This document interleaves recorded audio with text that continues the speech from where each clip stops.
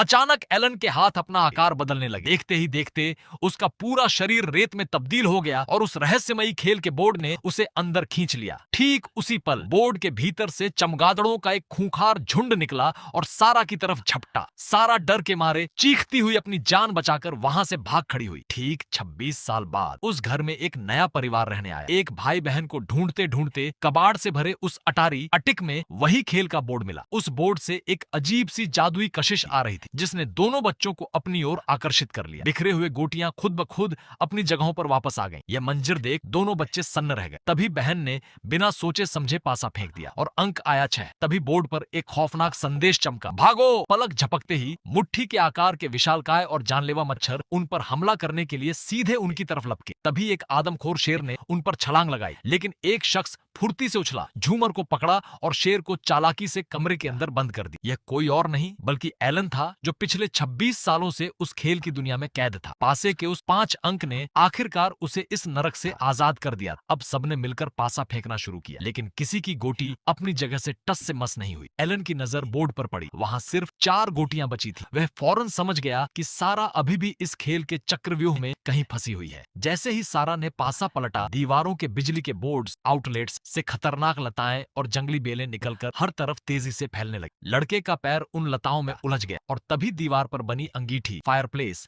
से एक विशालकाय नरभक्षी फूल, मैन ईटिंग फ्लावर, बाहर निकल आया। सबने मिलकर उस जानलेवा पौधे से लड़के को छुड़ाने के लिए एड़ी छोटी का जोर लगा दिया। गनीमत कि एलन ने सही वक्त पर कुल्हाड़ी से उन बेलों को काट डाला और लड़के की जान बचा ली। खेल आगे बढ़ा और पासा फिर फेंका गया। तभी घर के बाहर एक जोरदार गोली चलने की आवाज गूंजी। एक खूंखार शिकारी बंदूक ताने बिना रुके एलन के पीछे पड़ गया, लेकिन एलन उस घर के कोने कोने से वाकिफ था। उसने अपनी चालाकी से शिकारी को चकमा दिया और वहां से रफू चक्कर हो गया। तभी बहन ने आखिरी बार पासा फेंका और बोर्ड पर लिखा आया, अभी बाहर निकलो। उसी वक्त पूरा घर किसी भयानक भूकंप की तरह थरथराने लगा। वे समझ गए कि कोई बड़ी आफत आने वाली है। बिना एक पल गंवाए उन्होंने बोर्ड को कसकर पकड़ा और जान बचाकर बाहर की तरफ भागे।